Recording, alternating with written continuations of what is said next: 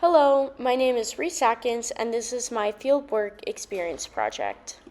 To start off with my personal beliefs, I am a Congregationalist, which is a branch of Protestant, meaning I am a Christian.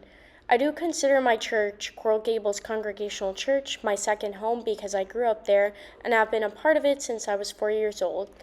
I do believe in God, but unlike many Christians, I don't believe in hell, because I believe that once you die, your debts and wrongdoings will be forgiven. I also added a quote to the slide stating no matter who you are or where you are on your life journey, you are welcome here. So at the beginning of every service, this is stated by my pastor, and I believe it really represents my church as a whole because it's welcoming to anyone and everyone, regardless of race, gender, sexual orientation, class, or even religion. So literally anyone can walk into the church and be welcomed, which I think is just amazing. Additionally, I do not believe in fate and don't think every event in your life is predetermined by a higher being. For me, I see it as God made you how you were and you chose how to live your life. Finally, I believe that everyone is and should be treated equally.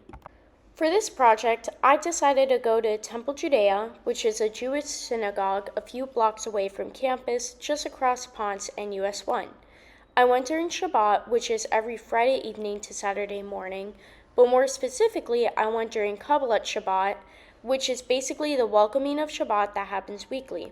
I went to a Reform synagogue, which is the most modern branch of Judaism, and the main element here is that makes it modern is that women and men are allowed to sit together, which in the more traditional Orthodox branch of Judaism, they are not allowed to do so.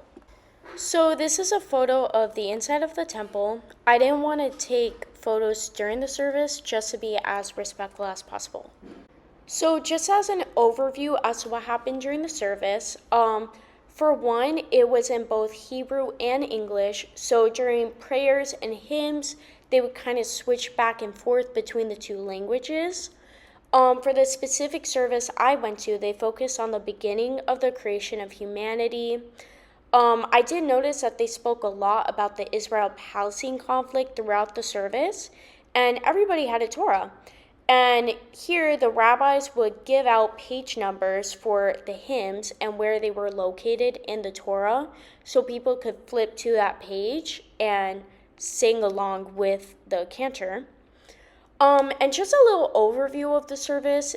I got to see a bat mitzvah, read a portion of the Torah, a baby naming ceremony for 2 children, and of course, a sermon, multiple hymns sang, the call to worship, and a closing prayer.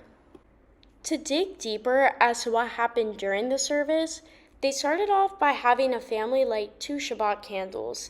After the candles were lit, the family basically stood around them and covered their eyes with their hands as a blessing was recited in Hebrew by the cantor. After this, 2 more hymns were sang, and for the second one, everyone rose up and turned around in the pews to greet Shabbat during the final stanza, facing towards the back of the synagogue. After this, they sang another hymn for the call to worship. Here, both the cantor and the rabbi turned and faced towards the Torah ark, which is basically a cabinet at the very front and center of the synagogue, holding the Torah scrolls and is considered the holiest place in the temple. After this, the rabbi asked the people to reflect on their lives as a prayer was said about the beginning of the creation of the world and humanity.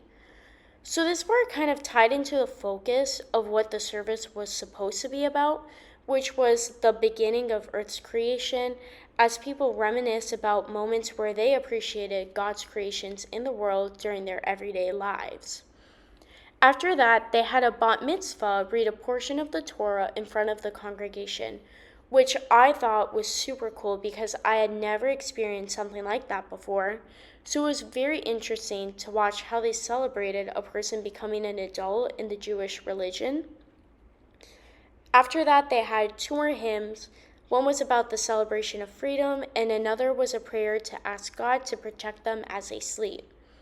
The rabbi kind of tied in the hymn about freedom to the Israel-Palestine conflict, as some Jewish hostages were recently released before the service happened. After this, they did a silent prayer where everyone was standing and facing towards the Torah ark, including both the rabbi and the cantor, with their heads down. They then prayed for the people who were ill in quote unquote mind, body, and spirit. During this, people could call out the names of those who they wanted to pray for out loud, which I thought was super interesting because my church does not do that.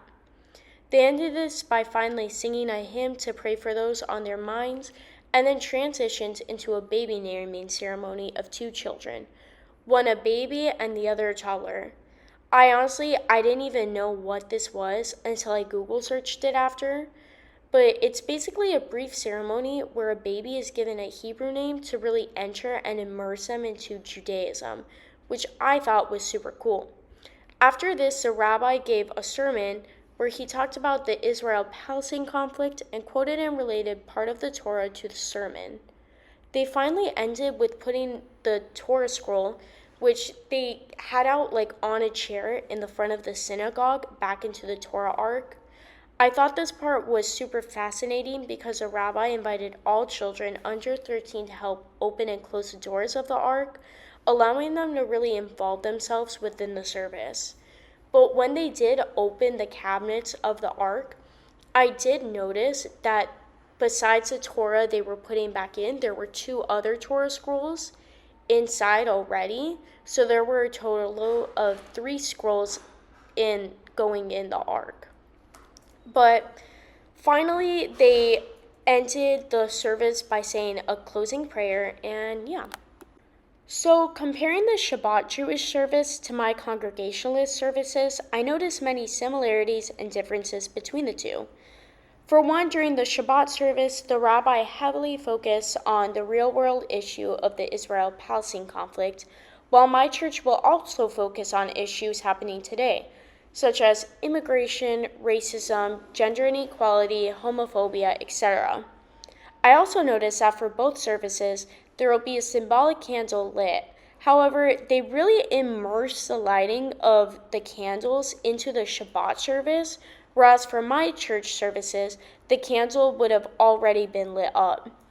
A big similarity I saw was that both the Shabbat and Congregationalist services both have a lot of hymns and songs sung throughout the service, which I love because I believe that singing is just a great way to both pray and connect with God in a deeper level. I also kind of made a comparison for a bar and bar mitzvah to my church's so-and-so confirmation journey. Here, they're both ceremonies that represent a person becoming a member of their religion at an even deeper level. So for me, I got confirmed into my church when I was around 14 to 15 years old, whereas a bat and bar mitzvahs become an adult in the Jewish religion at 13 years old. For my church's confirmation, though, we have to read an essay out loud to the congregation stating what we believed in, while at a bat or bar mitzvah, they memorize and read a piece of the Torah in front of their congregation. Additionally, their baby naming ceremony really reminded me of a Christian baptism because both are ceremonies that enter babies and young children into the religion formally.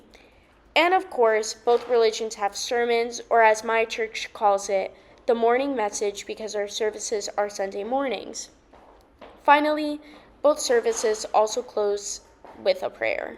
Moving on to my reflection part of this presentation, this project for me was both super interesting and educational to take a part of. Reflecting back on it, I learned the importance of recognizing others' beliefs and traditions because at the end of the day, we're all just people and religion should not divide us. Additionally, it also taught me that there are similarities between every religion and you can most definitely connect your experiences and traditions to others. As for our differences, it is important to both acknowledge and respect them, because at the end of the day, having diversity and variety in our world is more vibrant than having everybody be the same.